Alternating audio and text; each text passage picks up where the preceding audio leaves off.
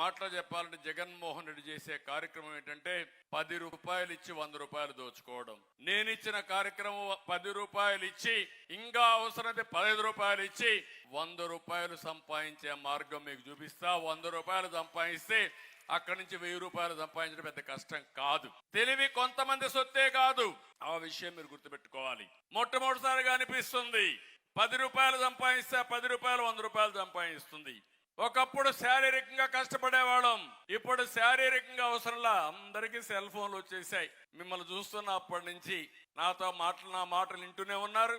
కొంతమంది అవసరమైతే ఇక్కడి నుంచి లైవ్ పెడుతున్నారు, మీ ఇంటికో లేదంటే మీ ఆడవాళ్ళకో లేదంటే మీ పిల్లలకో వినిపిస్తున్నారు. కొంతమంది అయితే మీ ఇంట్లో ఏం జరిగేదో మళ్ళా మీరు మానిటర్ చేసుకుంటున్నారు. అంటే వర్చువల్ వరల్డ్ గా తయారైంది ప్రపంచం అంతా. పనులన్నీ రియల్ టైంలో సమీక్ష చేసుకునే పరిస్థితికి వచ్చేసాం.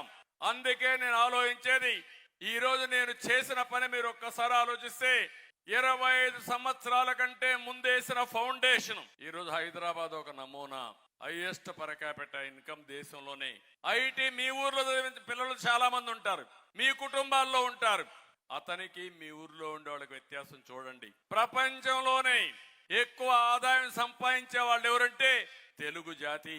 దానికి కారణం తెలుగుదేశం పార్టీ ఆ రోజు వేసిన ఫౌండేషన్. ఇప్పుడు నా ఆలోచన ఒకటే, అది కొంతమందిని చేయగలిగాం. ప్రతి ఒక్క వ్యక్తిని పేదరికం నుంచి ఎందుకు పైకి తేకూడదు, అది చేయడం కోసమే P4 ఫార్ములా. P3 అనేది పబ్లిక్ ప్రైవేట్ పార్ట్నర్షిప్ అనేది సంపద సృష్టించడానికి పనిచేసింది. పబ్లిక్ ప్రైవేట్ పీపుల్స్ పార్టిసిపేషన్ అనేది ప్రతి ఒక్క వ్యక్తిని సంపద సృష్టించడానికి ప్రజలే ఆస్తిగానే పరిగణిస్తున్నా. ఇంట్లో 5 మంది ఉన్నారు, వాళ్ళకు భూములు లేవు.